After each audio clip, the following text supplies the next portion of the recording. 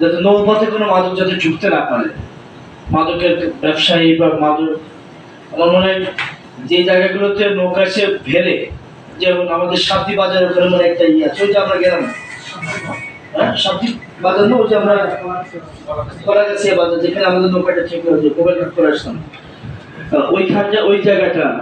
এবং তা হচ্ছে বন্দর আছে, যে আপনার আমাদের বন্দর ঘাট আছে, বা এই ঘাট তো অনেক লোকজন এদিকে আসবে না, যে জায়গাগুলোতে আমাদের উপজেলা যেমন সাবজি বাজার ওখানে কিন্তু আছে স্পট আছে, হ্যাঁ এই স্পট গুলো যেখানে নৌকাগুলো এসে বেড়ে বা যেখানে মানুষ নৌকায় চড়ে নদী পার হয়, ওই জায়গাগুলো আমাদেরকে বিশেষভাবে টহল বাড়াইতে হবে নৌ পুলিশে, এবং চেক করতে র্যান্ডমলি চেক করতে হবে, চেক করার অধিকার পুলিশের আছে, র্যান্ডমলি চেক করতে হবে।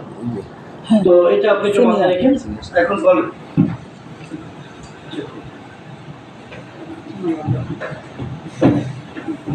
ধন্যবাদ স্যার। আজকের আইন শৃঙ্খলা সদস্য উপস্থিত অন করে না কেন?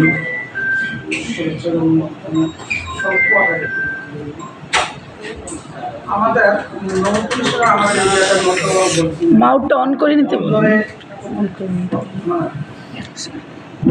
বন্দরের মধ্যে আমাদের এটা শুধু ব্রহ্মপুত্র নদ, যেটা এই অঞ্চলটা লম্বা করে পড়েছে, আর বিশেষ করে শীতলক্ষা বা দোলেশ্বরী, মেঘনা এই অঞ্চলটা বন্দরের বেশ একটা পড়েনি।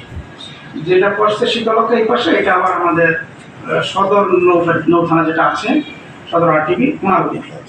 তো যাই হোক, আমাদের যতটুকুই আছে, আমাদের একটা মাত্র টহল, আমাদের জনবল কম, কিন্তু আমরা রাত্রি 24 ঘন্টা সেটা আমাদের থাকে। এবং স্যার যেখানে বললো দুইটা ঘাট একটু লোক আসা যাওয়া করে, যেটা হলো সাবদিতে একটু পাহাড় আছে, সেখান থেকে কিছু পর্যটক আছে, এবং স্কুল কলেজ পড়ুয়া ছেলে